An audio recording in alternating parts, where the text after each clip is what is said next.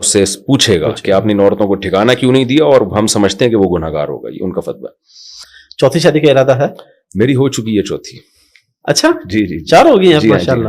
اچھا عام طور پہ تو 3 مشہور تھی, چوتھی کب ہوئی ہے؟ ریسنٹلی ہوئی ہے. ریسنٹلی ہوئی ہے ماشاء اللہ. کدھر کراچی میں ہی ہے؟ ہاں کراچی میں.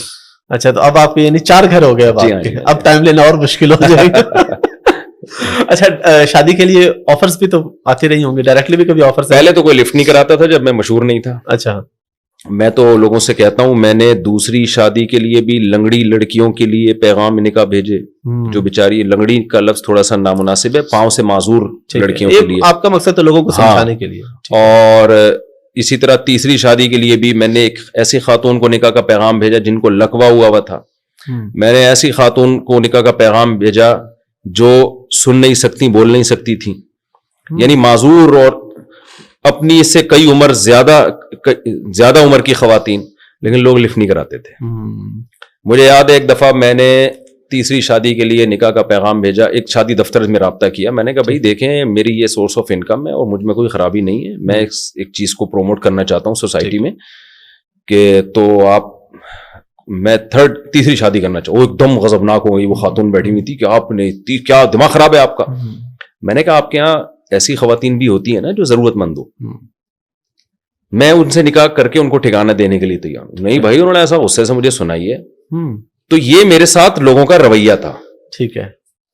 ایسا بھی ہوا ہے کہ جی میں شادی دفتر گیا, مجھے پتا چلا جی وہ لانڈھی میں کورنگی میں ایک بیچاری طلاق یافتہ خاتون ہے اور ان کے والد اتنے سے پریشان ہیں. میں جناب بائک اٹھائی, ہم نے GTO 125 رکھی. اسٹائل ہمارے شروع سے اسی ٹائپ کے ہیں. ٹھیک ہے ماشاء اللہ, شوق اسی طرح کے رہے.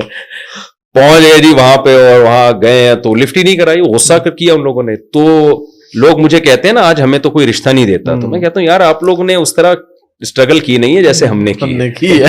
گلگت بھی گئے ہیں ہم, چترال بھی گئے ہیں, KPK بھی گئے ہیں, پنجاب بھی گئے ہیں, کراچی کا بھی کوئی علاقہ نہیں چھوڑا ہوگا میرا خیال ہے. تو لوگ اس کو ایکسپٹ ہی نہیں کرتے تھے, مانتے ہی نہیں تھے, کہتے تھے کیوں بھائی. میں کہ یار آؤ میرے گھر دیکھو, میں کوئی 2 نمبر آدمی نہیں ہوں. میں وہ کہہ رہے ہیں آپ 2 نمبر ہو, جو دوسری کر رہا ہے تیسری کر رہا ہے وہ بندہ ہی ٹھیک نہیں ہے. لوگوں کا یہ کانسیپٹ تھا, وہ ٹھیک ہو ہی نہیں سکتا. تو لیکن بہرحال پھر ہو بھی گئی الحمدللہ. اس کے بعد تو پھر ایسا ہوا ہے کہ جی جب میں مشہور ہوا ہوں تو پھر تو رشتے پیچھے پیچھے ہم آگے آ گئے. پھر ہم کہہ رہے ہیں یار اچھا, پھر جن لوگوں نے انکار کیا تھا نا وہ بھی آ گئے 10 سال کے بعد رابطہ کر رہے ہیں کہ جی, تو وہ پھر اس کے بعد جا کے رابطہ کر رہے ہیں. تو میں کہتا آپ اس وقت کر لیتے, آج شاید سکون میں ہوتے, خوشی میں ہوتے. تو ڈائریکٹ آفرز بھی آئی کبھی؟ ڈائریکٹ آفر آئی جی, بہت دفعہ آئی.